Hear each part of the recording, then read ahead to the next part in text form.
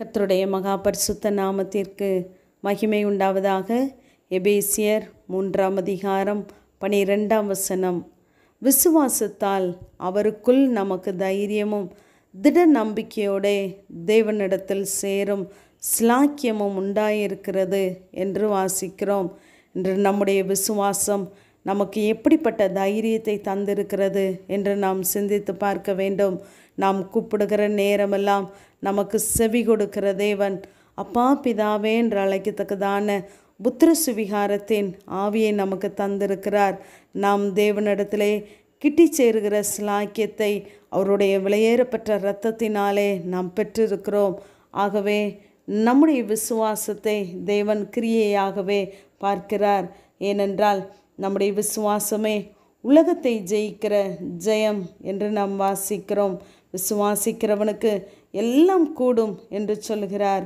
யோவான் 14 உங்கள் இருதயம் கலங்காதிருப்பதாக தேவனிடத்தில் விசுவாசமாயிருங்கள் என்று நாம் வாசிக்கிறோம். இப்படிப்பட்ட சூழ்நிலைகளிலே நாம் தேவனை கூப்பிடுகிறோமோ அப்படிப்பட்ட சூழ்நிலைகளிலெல்லாம் தேவன் நம்மை பார்க்கிறவராய் நம்முடைய விசுவாசத்தை கண்ணோக்குகிறவராய் இருக்கிறார். என்னை விசுவாசிக்கிறவன் மரித்தாலும் பிழைப்பான் என்று சொல்லுகிறார். இப்படிப்பட்ட சம்பவத்தை நாம் மார்க் 5 நாம் 22 கவனிக்கலாம். ஜெபாலய தலைவனாகிய எவிரு என்பவன் இயேசுவை கண்டவுடனே அவருடைய பாதத்திலே விழுகிறான். தன்னை முழுவதுமாய் தேவனிடத்திலே அர்ப்பணிக்கிறான். அங்கு அர்ப்பணித்ததோடு மாத்திரமல்ல, என் குமாரத்தி மரண அவஸ்தைப்படுகிறாள், ஆகவே நீர் வந்து உம்முடைய கையை வையும், அப்பொழுது பிழைப்பாள் என்று விசுவாசத்தோடு அவன் வேண்டிக் கொள்ளுகிறான்.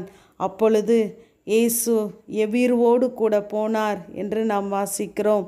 இதற்கிடையிலேயே 12 வருடமாய் பெரும்பாடுள்ள ஸ்திரீயினுடைய சம்பவம் நடைபெறுகிறது.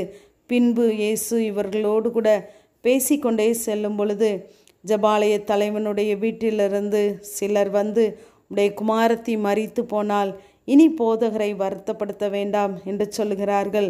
இந்த வார்த்தையை இயேசு கேட்டவுடனே அவனை பார்த்து, பயப்படாதே, விசுவாசமுள்ளவனாயிரு என்று அவனை தைரியப்படுத்துகிறார். எவ்விரு அந்த வார்த்தையை கிரகிப்பதற்கு முன்பதாகவே இயேசுவினிடத்திலிருந்து அந்த வார்த்தை தீவிரமாய் வெளிப்படுகிறது. அவன் இயேசுவை கண்டவுடனே பாதத்திலே விழுந்தான்.